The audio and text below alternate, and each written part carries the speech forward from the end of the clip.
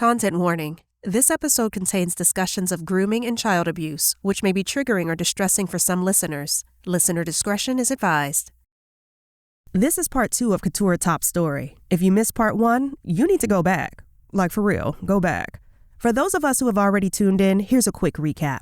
In part 1, we delved into Katurah's journey as she and her family relocated to Texas to join the cult House of Yahweh when she was about 9 years old. Fast forward, she's 13 when we pick back up in part 2, and the cult leader Yisrael Hawkins, age 68, has declared Katurah his next wife. Let's get into it.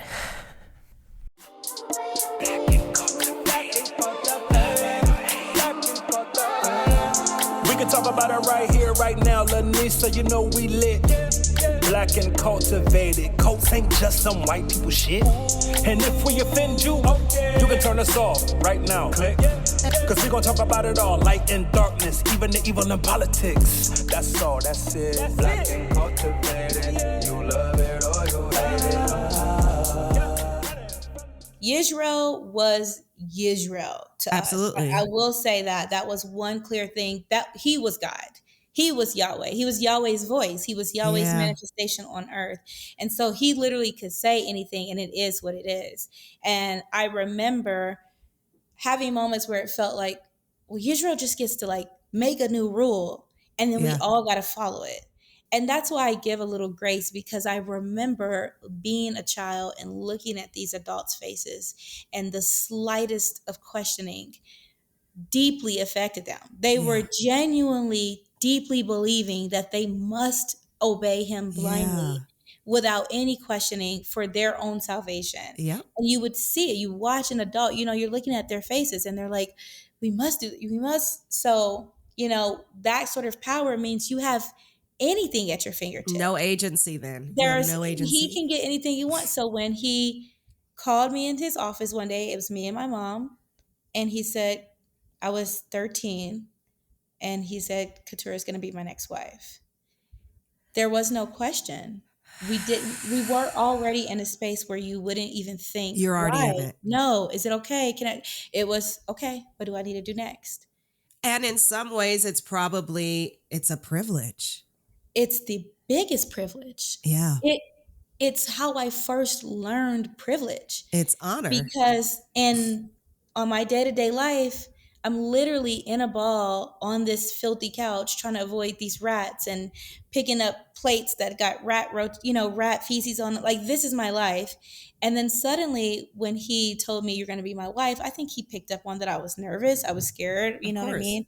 I would be the youngest one. And so, because he believed in polygamy, just so everybody believed in polygamy. Everybody had multiple wives. Yes. Of course, the women couldn't have multiple husbands. Men. But I was nervous because I obviously didn't know what that meant. I was 13. He was 68 that day when he said it. And so it was just kind of like, what are we going to do? How are we going to figure, what's going to happen? And he started by taking me to another property, to a house, beautiful house. I'm telling you, to this day, it's on a lake. It's literally on a lake. We call it the lake house. And he told me, this is yours. You're going to be my wife. And so all of this is yours. Gives me this big ass bedroom, king size bed. I literally remember the day that he was like, do you want to pick out your sheets? What kind of bedding do you want? Anything you want. You're getting a choice finally. I'm getting choices. First, I'm in this chaos, stressful, terrifying home condition. And then the only time I leave home is just to go work these 3 jobs. And now he's saying, let me take you to paradise. You have this home. And everybody knew Katurah is Yisrael's next wife. Yeah. So everybody treated me with like, oh, congratulations. Congratulations. Oh, so honored. What were the demographics of the people within the compound, age as well as race? What were the demographics? I don't know age. And I only know race because I've only really recently kind of forced myself to think about that. Being so young, everybody was older for me. It was just adults, right? Like old people, but like it just felt like adults. But I will say mostly white. And Yisrael was white. Yeah. And so, rural Texas in the middle of a compound, it's a lot of white. I would say I don't know if there were other Black families because the way the teachings were, it's almost like we couldn't think about race. It was Yeah. very much, we're just all God's children and you just all got to be obeying. Yeah. So as a child, I wasn't really thinking of that, but I do know the only people that I saw that were Black was my mom's sister who had joined. And that was our family. That was the Wow, only your family mom's we had there. sister joined. My mom's sister joined with her.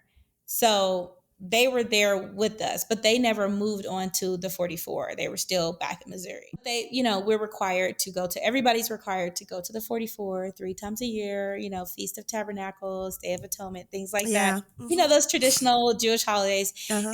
And that's when we would see them and hang out with them. But we really just didn't notice, or for me, I just didn't notice it in my day-to-day life because there was just so much happening. Absolutely. Especially when you add that contrast of me I started wife training, and that's pretty much He what had it groomed was. you by that point.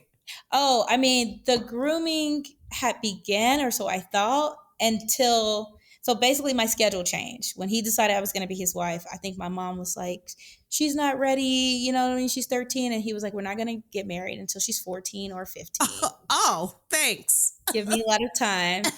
And it was like, while you are 13 and we're engaged. So it was like, that was the official word. We were engaged. While that's happening, you need to go through wife training so that when you are 14 or 15 and you're ready to get married, you know what to do.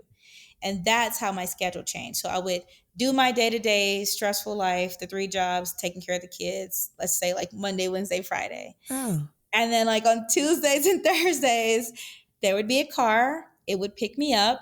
I would have a driver. Everybody would know, oh, she's getting in this car because she's Yisrael's wife and Yisrael's picking her up. It would drive me to the lake house. I walk in, there are people cleaning, there are people taking care of everything. And it was like for this brief moment, I'm in a whole other world now. And so, I mean, there was still manual labor there. Like I remember I would get up at like 4 in the morning there. I would be in the garage. I don't know why, but we never questioned anything. But one of my clearest memories there is I get up I'm in this huge bed. I had like leopard print sheets. Because those are the sheets you chose. I don't know why, right. But it was ingrained in me. These are the sheets you chose. This is what I was like, I get new sheets. I hadn't even had a bed in years. I'm on the couch. Right, literally. And so, I'm very excited. I would get up at 4, leave my bed, and I would go straight to the garage. And I'd be in this like concrete, cold garage. I'd be sitting on a bucket. And I don't know why, but there were these like 50-pound bags of rice and salt. And they would come in these bags that had like thread on it, where you pull the thread and it goes like, yeah. And I would be moving 50-pound bags of rice and salt all morning, like moving it into buckets, organizing it, putting labels on it. And then around 11 o'clock, and this was a precise schedule because we're at Israel's house. At 11 o'clock, my wife trainer would come downstairs, grab me and be like, we're about to prepare his lunch. You need to be in the kitchen so you can see how to do it, how to cook, how to clean, how to make the food he wants. And it felt positive to me. Like I remember being like, oh, okay, proud. It was so proud. And we had a garden, and he would always task me with going to the garden, picking out fresh mint for his tea. And it was like a thing. It was like the thing. And when we would sit down at this table, we had this huge feast, just food galore. Mind you, I'm at home mixing flour and water together, trying to figure out with sugar on top. Exactly. But we have, just outrageous amounts of food. I'm sitting at the head of the table with him, and he's like, did you pick out my mint and my tea? And I'm like, yes, sir. And he's like, oh, you did it so well. And like, that's our life. That's my day to day. It's disgusting. It's absolutely disgusting. And it's scary how he just said the word, and then it just became the norm. The norm, yeah. It just became a thing. And I didn't notice. I started to see, obviously I didn't know the word grooming, at that time. Right. But I remember one night, one of my, wife trainers came downstairs, and she gave me this book. And I wasn't allowed to have books. I wasn't allowed to read. I wasn't allowed to do anything. I had no spare time. But when I'm at his house, the lake house, that's my first time having little gaps of free time. And she came and she gave me this book. And I remember being like, oh, he's going to let me have school again. Like, he's going to let me learn. And it was a book about my body and puberty and how women have sex. And it was basically her walking me through. That was the first sex conversation I ever had. It was, this will happen to this. Yeah. And here's what a woman's body goes through. And here's why you have breast. And here's why you have this. And, I remember just asking so many questions.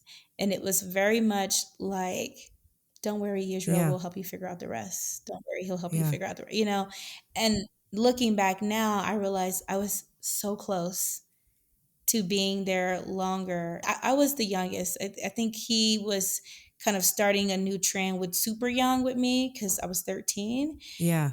And the wife right before me, she was like 18 or something. Now, was So she your trainer? no, Your she wife wasn't my trainer? trainer. No, she wasn't Okay. my wife trainer. She actually really disliked me because Oh, I was the because you new. were the new one. So, you're dealing with that too. And I remember her, like, she was so beautiful. I don't remember where she was from. Oh, She was Caribbean, Black woman, so beautiful. I loved her. Her name was, mind bless you, her. I'm 10, 11, 12 years old. So I'm looking up to these Of people. course. And, once it was announced that I was engaged to Israel, she kind of gave me the cold shoulder and everything. So my trainers, my wife trainers were just like, it was two people. It was one old white lady named, and her jobs were mostly teaching me cooking, how to make biscuits, how you clean, how you boil something on our wood burning stove at our lake house. And then who was she was my Filipino, I guess, like nanny would be the best word. She Okay. was kind of with me around everywhere and would be like tracking, okay, you're working, cool, I'll come back here. And so she was the one who gave me the body book and was like, here's what's going to happen here, and I had gotten used to our routine to where when we would have lunch, that would be the only time I would see Israel at the house. Yeah. Because I'm You're working in the garage. working. Like, you're still doing manual Right. labor. That doesn't stop. But you stop for these moments to get your quick little grooming and then you go back to life. And so he would sit at the head of the table and I would sit right beside him. And it just became our routine. He would always rub my thigh. He would always have his hands on my thigh. I know. Absolutely disgusting. And then at the end of lunch, he would kiss me. And it just became the thing. At this point, I don't really have like a maternal figure around. I'm Yeah. kind of the maternal figure. And so now I have these ladies who are older, who I trust, who are teaching me and guiding me. So when she comes to me and is handing me this body book and it's like, here's what your body is going to do. Here's what sex feels like. I'm completely trusting her. Absolutely. This is for me almost motherly. And to look back on that moment now and realize not a single adult around me Ain't nobody have your back. wanted to stop what could have been. You know what I Yeah. mean? How much worse could it be? And I bring up the Israel's past because everybody would always talk about how fast she got pregnant. That was the thing. They got married and she had twins and Wow. then more kids. And more. It was like, as soon as the marriage is official, you are pregnant repeatedly for years. You were just never not Wow. pregnant. And so it was kind of like, I'm this close. I was so So, close yeah, to, if I got married to him, I would it have would have been been, pregnant immediately. And then how are you going to leave? Then then how you're are you going to leave? stuck. When not only the financial ties, the emotional ties, you have no other family, right? You're not allowed to talk to any family. Anybody outside the cult is, for basically all intents and purposes, the devil, right? Absolutely. It's literally illegal for you You're to talk to them. isolated You're from other isolated, people. you are Yeah. poor, you are alone, you have no agency, and the men who are controlling you and your every move have no positive intentions. Let's all take a deep breath real Let's take quick. a breath. Let's take a breath. I think about it and I'm like, whoa, like I was so close. So close. When I went to Survivor, I remember people being like, why did you think, you could go in the woods and not Yeah. have food and be alone and figure it out? And I was like, because I literally always am just figuring shit out.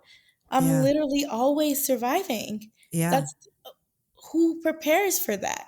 Who prepares for being basically an indentured servant Yeah. your entire childhood, taken out of school, and at 13 you're being prepared because you're about to marry this 70-year-old 70-year-old white man man.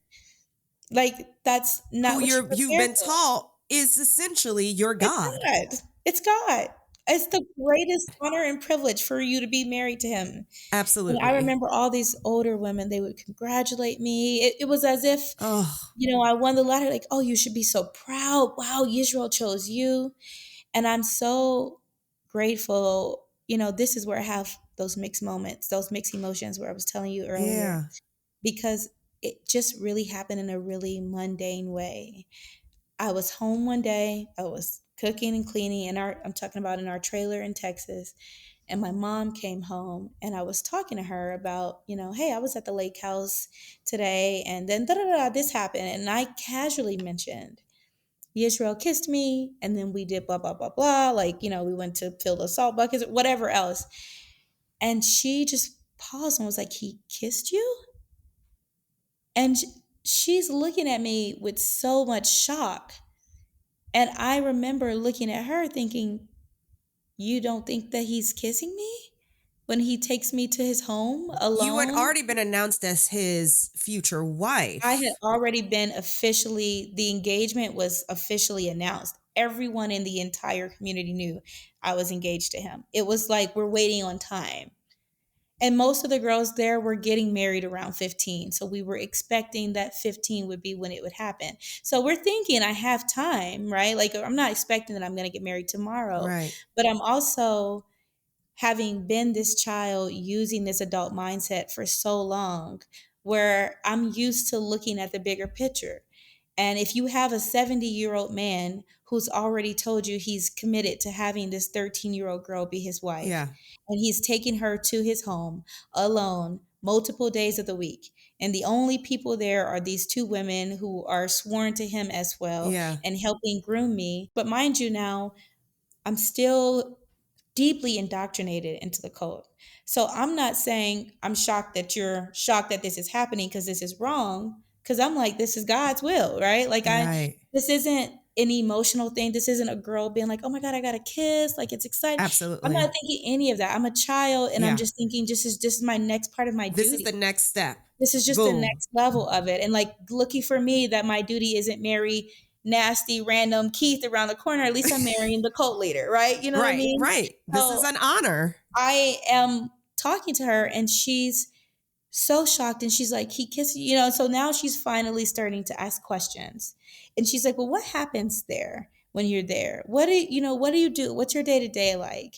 And that's when she learned, Wow. he just touches my thigh. We kiss every day. Luckily, there was nothing more than that. But, Yeah. I will say, um, I feel very lucky, but I also remember that I don't think it's a coincidence. I remember me picking out my sheets. I don't think it's a coincidence that the 13-year-old girl was told, you get to have anything you want Oh, when of you're in this bed. course. And I slept naked. I was told to sleep naked every single night. So I can't even imagine what lead up that was for or anything else. And luckily, I'm telling her all of this and she's kind of having this realization moment. And I'm seeing for the first time Wow. in her eyes that she's clicking into mother mode and not this is my co-partner here. This is my teammate who's running the Right. family because that's what I was. Yeah. That's what I've literally always been. Yeah. And Not so the child. I've never been the child. I've never felt like the child. I've never had the child role, which is why when a random guy comes in our life and we have to give complete deference to him, I'm like, what? F you. Right? Like, and then we end up homeless a few weeks later, right? And Yeah. now we're in this institution where I'm like, okay, it's kind of working. At least we have a place to live. You know what I mean? We have food and I'm about to be Israel's wife. I can probably make things better for us. I'm just going on the next path. And I think for my mom, just hearing that it pulled her out of whatever mental trance that she was in. And she was finally able to be like, we're leaving. We got to go. We're leaving.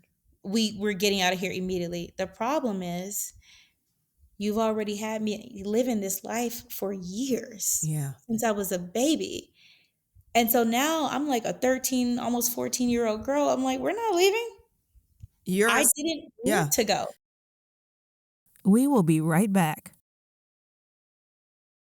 You know, the most vigorous supporter of any religion or crazy teaching is going to be the person who's been believing it and told it since they were a kid. Yeah. Like when you have it indoctrinated with you as a child, you can't suddenly be like, I'm going to turn on my outside world switch and be like, no, we don't. Yeah. And so us trying to leave and escape the cult was really so complicated because I'm looking at her now as a traitor against our religion. Oh, yeah, And, you you know, we are. have counselors. This is another way they control us. Everybody has 2 counselors assigned to you who are elders' wives if you're a woman or elders if you're a man. And really, it's just a way to so that the cult can be in everybody's business and know exactly what's happening. So, you know, the next week I'm talking to my counselors and they're like, Oh, anything going on? fuck. And I'm like, Fuck. my mom is betraying God. You know, like I am Oh, only saying God. what I know. And I'm like, she's trying to get us out. And they're like, what? Oh my God. And I'm like, I told her about Israel and us kissing, and you're not supposed to say anything about what happens there. And so then So there's just wait, like, they shamed you for telling your mother what was happening while yeah, you're at the lake house. yeah, because that's just between me and Yahweh. Okay. And Okay. now she's quote unquote falling away, which means she's starting to leave or doubt the cult. And so they basically go into mode of we got to protect Katurah from her mom.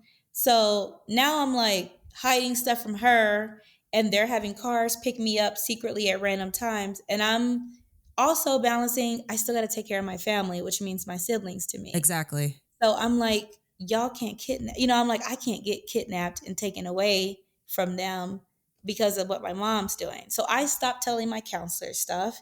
I know my mom is still trying to go, but she knows she's going to get a fight for me the whole time. And I'm feeling empowered to do that because I'm like, I'm running this unit. You know what I mean? Like, Yeah. how dare you jump Also, in your now? promise to the leader. So there's also a power dynamic that's happening now. So many complexities. And I'm telling you, to this day, you know, I obviously have a really complex relationship with my mom after so much, you know, trauma and everything. But I will say I'm grateful to her forever for how she made us leave, because if she didn't do it in the way that she did, I would still be there. I would have never been the civil rights lawyer, the girl who went on Survivor, because there was something in her, and I think it just knowing that a young girl is around the corner from being assaulted or worse, Yeah. that snapped. And all That I was her remember, that was light her bulb. that was her switch. I remember it was one night, I'm in my usual ball on the couch, you know, hearing the rats run around, and it's pitch black. She walks in the trailer, she turns all the lights on, and she's screaming. And she's like, you got 5 minutes to pack anything you want to take.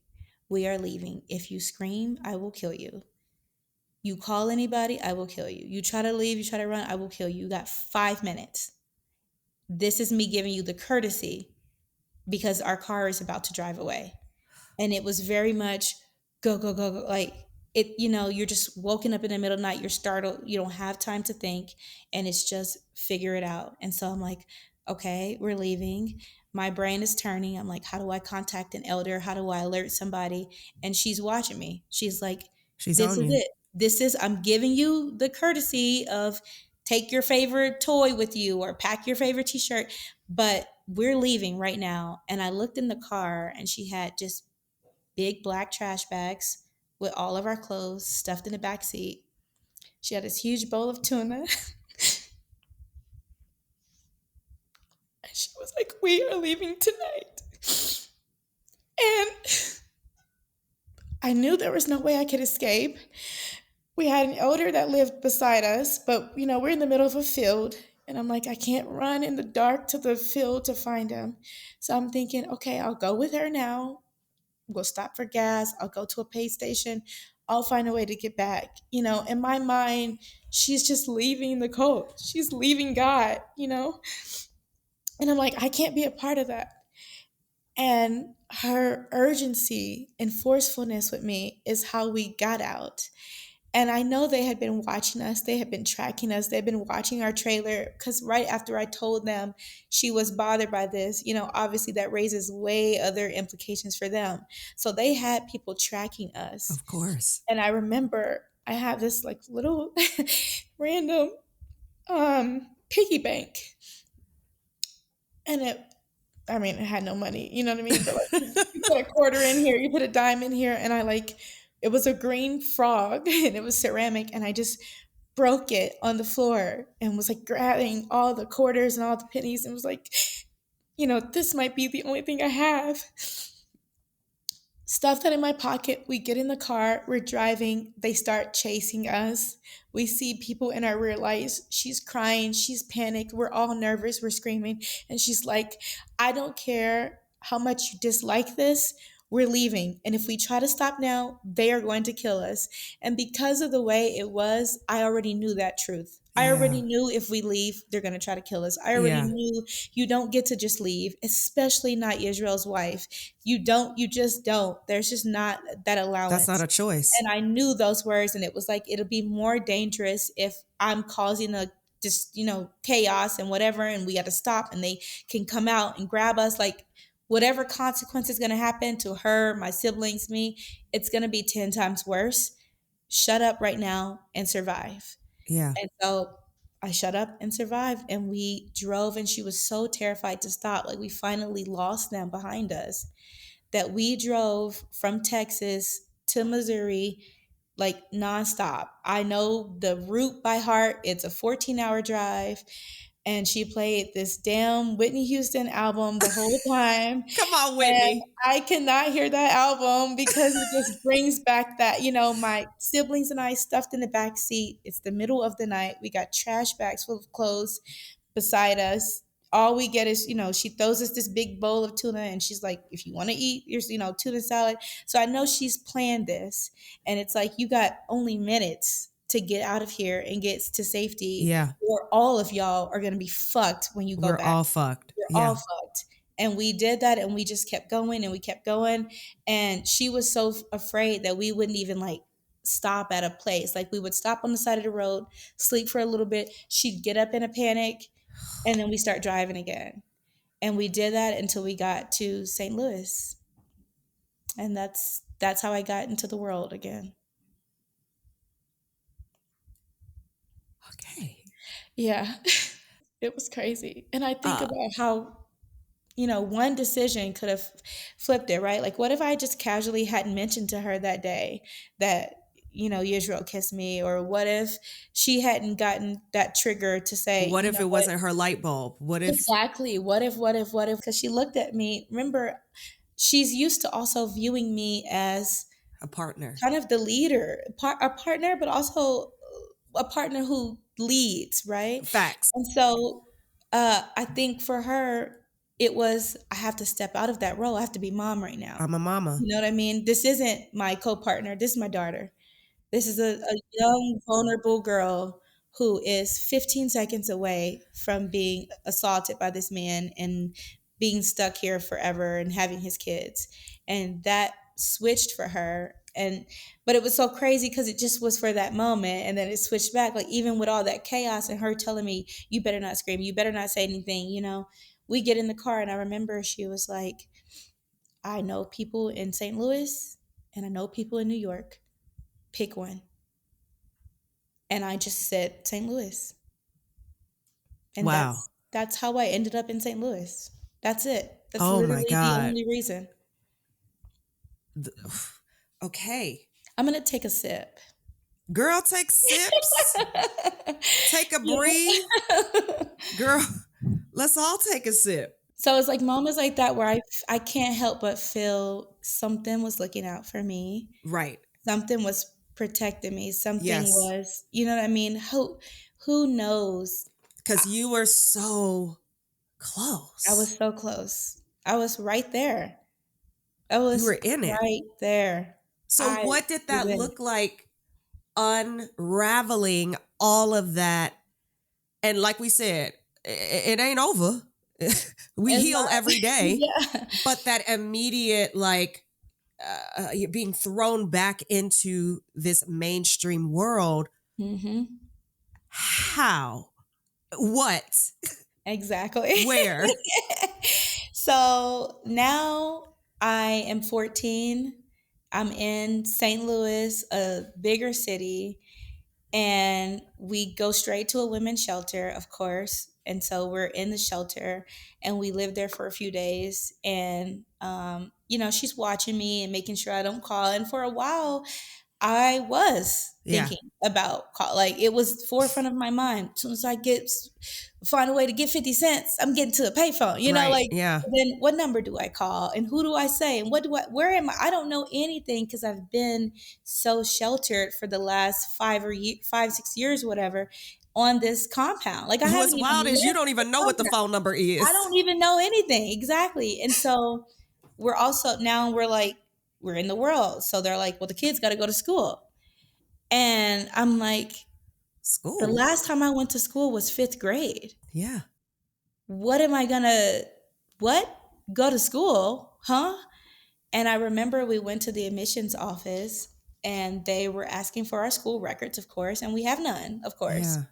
And you can pretty much get away with not having schooled your kids if you say religious exemption. Yeah. And that was it. And we would just say religious exemption. They've been homeschooled because that was the word. We've been Yeah. homeschooled, but I was never You weren't homeschooled. homeschooled. Yeah.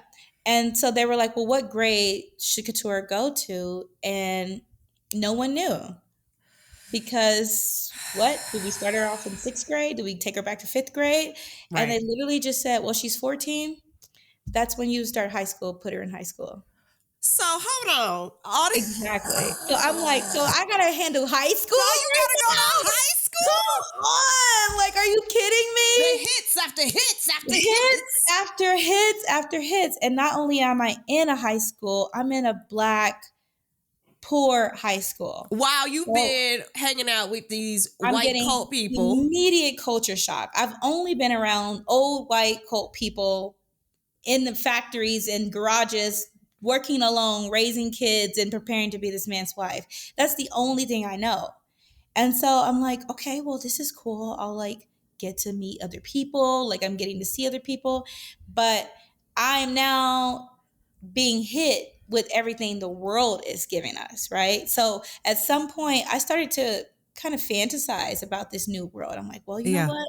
It is nice that I don't have to work all day, right? It is nice that I can, I was showing my elbows for the first time. I'm like, oh, hell Because yeah. y'all had Like, to wear we skirts were down to your fully ankle. covered. By the time, well, initially everything started with slow. That's how it always is. Yes, it is. Women just can't show their elbows. You can't show your knees.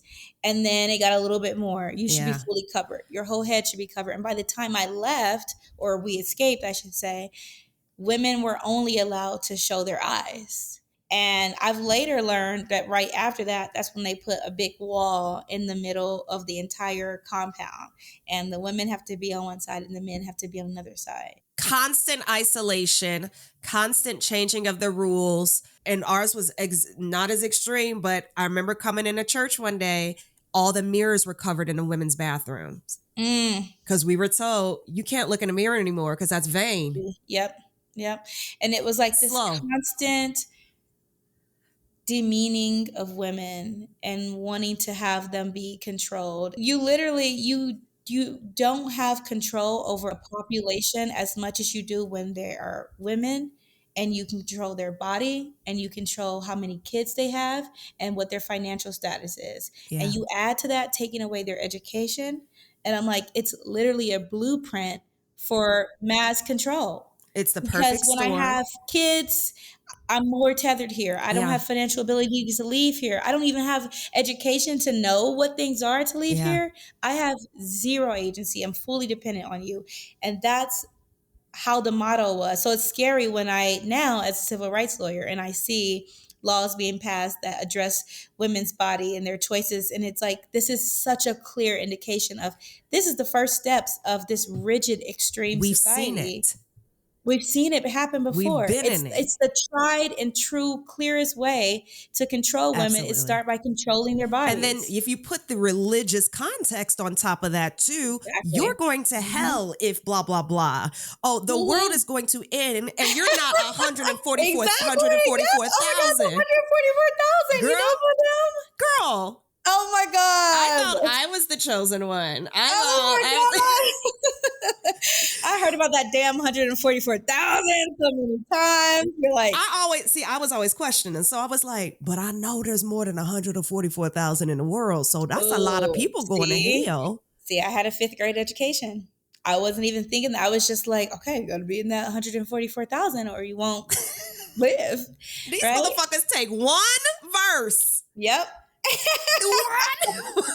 And make it your whole life. So you can imagine, Lanisa, how culture shocked I was. Absolutely. Because at a certain point, I'm thinking, okay, well, I'm in the outside world again. I've been hearing about this world. I'm excited to be here.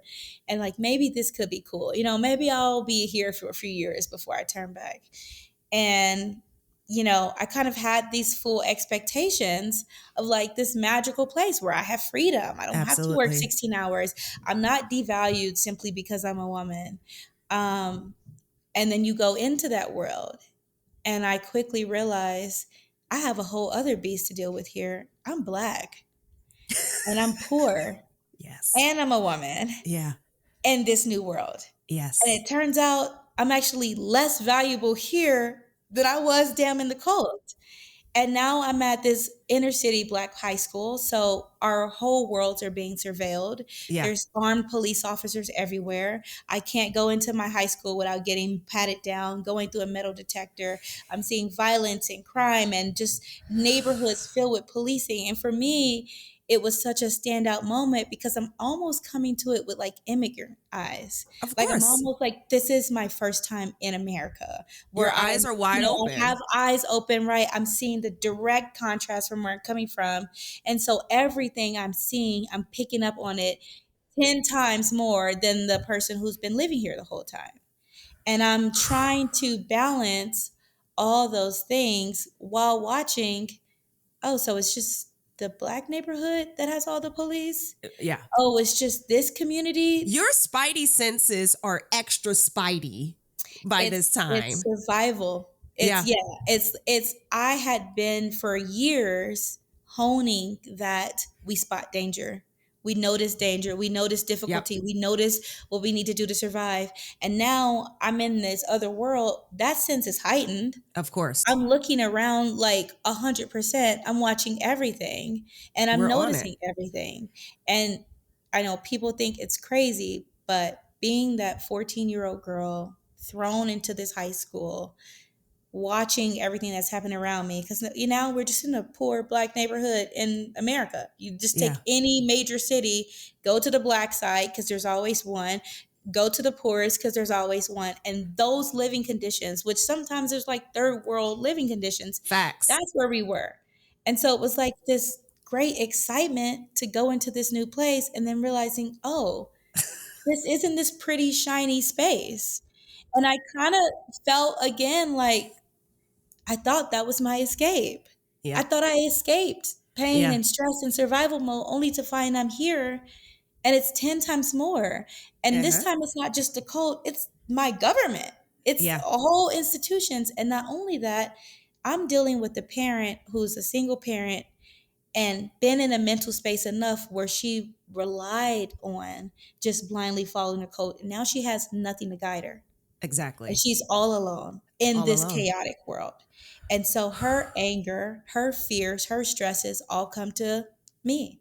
So I am now experiencing violence and abuse at levels I've never experienced before, experiencing racism and sexism at levels I never thought about before. And I remember I was 14. I looked around and I was like, I don't want this for myself. I want to be different. But more importantly, I want to be someone who helps my community be different. I want to make sure we have access to laws and things that keep us safe and keep us protected, because I can see how clearly of a contrast it is from what's every day. And I almost felt lucky that I had that really sheltered experience because I could see it in a way that a lot of people, when you're living in it every day, you can't. Let's take a break. So it was at 14, fresh after leaving the cult, that I said, I will become a lawyer who helps Black people. 20 years later, here I am, Thriving. having spent the last 10 years of my life working at the NAACP Legal Defense Funds, advocating for Black people in every way. And I think of how close I was to not having that happen. And I'm being a filled wife. with gratitude. I'm in disbelief of, first of all, your vulnerability, your ability to share such painful and crazy, difficult stuff with such an open heart. I truly know that this is going to not only help us, but others. That you have told this story with such clarity and honesty is, girl, I'm grateful.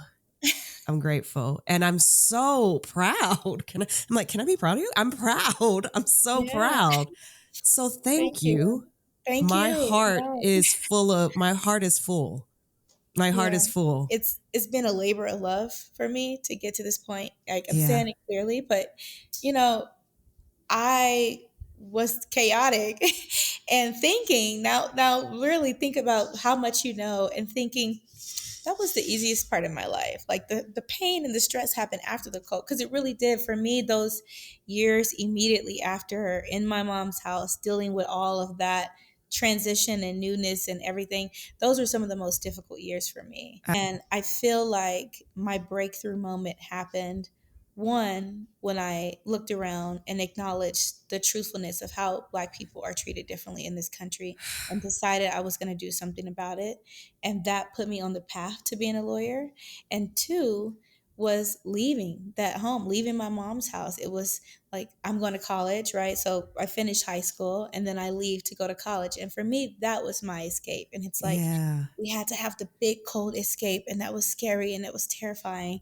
And then we had to have the big leave home escape, and that's scary and terrifying for different reasons. Still in the back of my mind, no, I'm the girl who didn't go to school for years and years and years, and now I'm trying to go to a college. I still am leaving my siblings in a home and in a space that I don't even feel safe and comfortable in. And I know it hurts to leave them here, but I gotta do it because I gotta get out. And I'm still telling myself, but it's for something bigger, because I'm gonna go to law school and I'll be the civil rights lawyer and I'll help them. And you are. And look at you.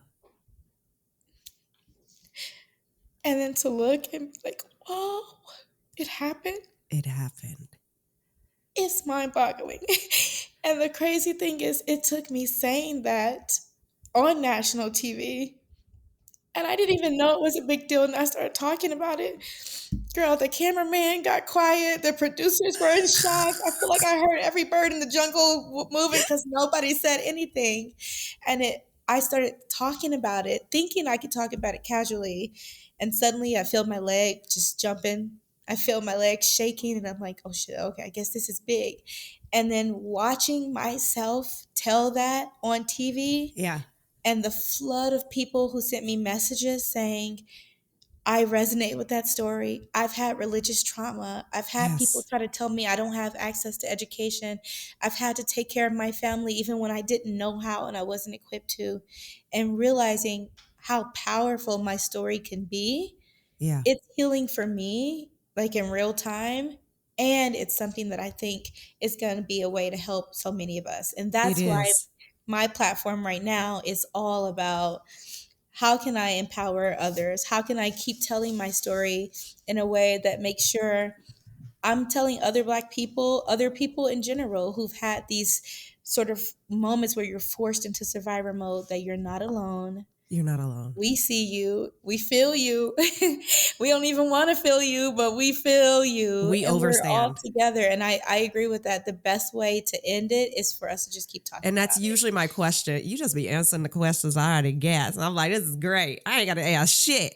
Because I asked, like, how do you heal? And you just so eloquently said it. Like, you keep speaking out, because it ain't a switch where we go like, boom, we're healed. Yeah. Boom. I think there are things that we discover daily There are Yeah. things that we discover all the time that, oh, like you said earlier, this affects me in this capacity. Yep. So it's an ongoing journey. And I think that's admitting it first, admitting that it will be an ongoing journey. Anybody that tells you like, oh, and then in 3 years, you're going to be good. They a whole lie. Yep. I mean, I'm like proof. I never, the last 20 years, I've just been climbing the corporate ladder, going to top law firms, law school. Like I've just been in go mode, get this done. And no one in my life knew that I had been in a cult at all. There is not a single indication. People would ask, like, if middle school comes out, I don't know about middle school. I never went to a middle school. Right. I don't know what people do after 5th grade. Like for me, that was the end. I'll just make up something. I was homeschooled. Oh, what religion did you grow up in? Oh, I was Jewish. And those things pacify enough. And you know what I mean? It pacifies them enough and they let it go. Meanwhile, I'm over here like, I just want to get a little something off my soul. I want to have a little bit of freedom. So I'll just say it on Survivor. And next thing you know, you're like, oh. Next thing I know, I'm like, okay, so this is big. This is big. This was meant for me to say it this time, though. That's what I'm learning. It's just like the healing process. First of all, it's not linear. Like if you had talked to me 2 years ago and you were like, you're in a cult, how do you feel about it? I'd be like, not a big deal. That was one of the lower stressing parts of my life. And now I'm confronted with the truth of it and what it means. And I'm thinking about that every day. And I'm realizing, oh, shoot, my healing journey goes up and down and up and down. And so one thing I'm doing right now that's really pushing my healing is I'm writing my book. Yes, about your book. So I'm starting now. It's going to basically kind of be like a memoir, but like a shorter version where I'm just going to walk through pretty much what we talked about here, that time frame from when I'm first introduced to a cult at 8 years old and we're in that smaller cult to start, all the way through 14 when I am, getting into high school, navigating that world, dealing with everything, leaving the cult, having felt what it's like to be Yisrael's wife, you know what I mean? All of those things. And then go all the way through just how I ended up coming from such an extreme place to actually being, one of the top attorneys in New York City working on Black civil rights issues. Yes, you are. At the same law firm that argued at the Supreme Court that even allowed Black people to have education and white spaces. Absolutely. So it's just like a full circle moment for me. And I feel like the more I tell that story, I mean, you've seen kind of what we talked about today. The book is way more detailed, obviously, and kind of going into those critical day-to-day moments, what I'm feeling, what I'm seeing and experiencing there, and how we just ultimately can all come out on the end. Like we all have survivors in us. We have the fight in us. And I hate that I had to sacrifice my childhood for that. But on the other end, I am a survivor. I always will be, I always have been.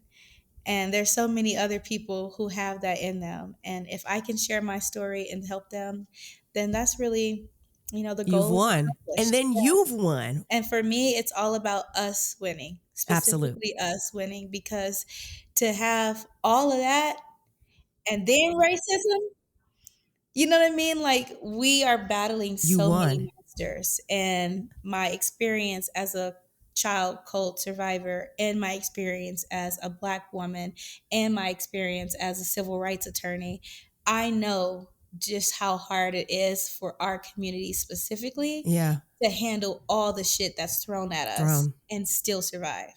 That's the ancestral thing. I know we talk about ancestral trauma, but we also have ancestral fight. Gifts. We have gifts, we have fight, we have intuition, right? Like what is it that made my mom say, wake her up on this night in the middle of the night and go? What is it that made me say, let me tell her about it? Like, right? What is it that makes me say, look around at my community? Hell no, I'm going to go fight and be an attorney against this. And I'm not the only one. There's so many of us. Whew, we will be right back. We're going to play a game because I always close out with something with a little bit more levity that because we need it after everything we talked. Yeah, we need some levity. I was just saying, I'm literally about to drink immediately after this. Girl, if you want to take a shot now, you can take a shot now because we're about to play this. I'm only taking a shot now if you take one with me. I'm about to get a shot. Hold on. Let's just Wait, we're doing it? We're going to do a shot. Let me go grab it. Say.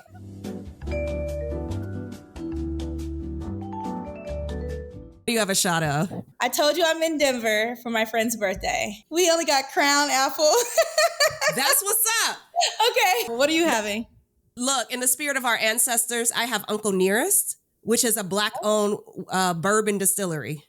Oh, I love it. Okay. To the ancestors. Wonderful. Cheers to healing and to the ancestors. Yes. Okay, we gonna play Cult or Nah. Game of Cult or Nah. Real quick before we get off, I'm gonna name a few things, and you quickly just tell me whether or not you think it's a cult or nah. All right? Okay. I'm about to start with a hard one. The Beehive. Oh. Yep. I ain't trying to get you canceled. I'm a Virgo. Don't have me up here. I know. Because my new Lord and Savior is Beyonce, and that's just always the truth of it. So, okay. Beehive, cult or nah? Probably cult, though. Probably cult. The deep love, fascination, and admiration for someone to a level that's like so extreme. I know when Beyonce dropped anything, everything over here stopped. Right. So I already know. Yeah. Black people in brunch. Nah, that's not a cult. We all do it different ways, different times. Fair enough. You can't have cult energy because I feel like the cult purpose is just like keep everybody in the same mindset. When you got a bunch of Black people drinking, ain't nobody in the same mindset. That is just not farthest thing from a cult. Okay, I like this. Starbucks. Cult. For sure. Definitely. For sure. And it's definitely the crappiest coffee, by the way. It's really just sugary stuff. It's disgusting. I give a little ding to my first girlfriend who was Vietnamese and was like, you're drinking Starbucks coffee? Yeah. That's disgusting. Yeah, it is. Okay. Disgusting. I'm there with you. This is funny because it's actually similar to us in a different way. Hebrew Israelites. Oh, I think that's what the first cult was. I think that's what my first cult was. We were Hebrew Israelites. Damn. That's exactly what we were. Damn. Definitely a cult. It's just on top of each other. Worse and worse. Yeah. Oh, yeah, you just unlocked something for me. I just remember we were 1,000% Hebrew Israelite. That was cult number one. Manifesting. Ooh. Definitely not a cult. Okay. Definitely not. And the reason I say that is manifesting is what gets me through. I love it. And I don't want to assign anything negative to it. For so many of us, it's individual. Mm-hmm. And it's a way to remind ourselves that we have power, that we can do the thing that doesn't seem like it could be done. And we just believe it and manifest it. I mean, if I told you a 14-year-old girl straight from a cult manifested that she would be a civil rights lawyer and she hadn't even been in school and didn't even know what a law school was, you wouldn't believe it. Here it is. Here I am. Yeah. I'm going to leave it on that. Thank you so much. I really appreciate you. Like, seriously, on a deep level. As soon as you said I was in a cult and I realized I don't know other Black people in a cult, I was like, I've said that sentence 18,000 times. And so I'm just grateful for, once again, a Black woman stepping up and getting it done. Because that's what we do. That's the damn thing. I do know the power of my story, and I want to only share it with people who are going to value it and find ways to uplift it. Because this could be a quick run over. All right, you were in a cult, you got out, you're good. You know what I mean? Never. But us telling our stories is the most important thing to me. Absolutely. And I will always be grateful for that. So thank you. Thank you. Black and Cultivated is a production of Laugh Now or Wait Till Later. Created and hosted by Lanisa Renee Frederick. Produced by Yinka Rickford Angwin and Lanisa Renee Frederick. Video, audio editing, and all things tech, Antonio Ruiz and Jamil Nelson. Special thanks to Kevin Fredericks and Kev on Stage Studios. Leah Fryers, Kara O'Connor, and Amir Edwards. Theme song by Rufus Moore. And finally, thank you. Thank you to each and every one of my guests for courageously opening up and sharing your personal stories on our podcast. Your strength, your resilience, and willingness to share is an inspiration. And for that, I am truly grateful. Deuces.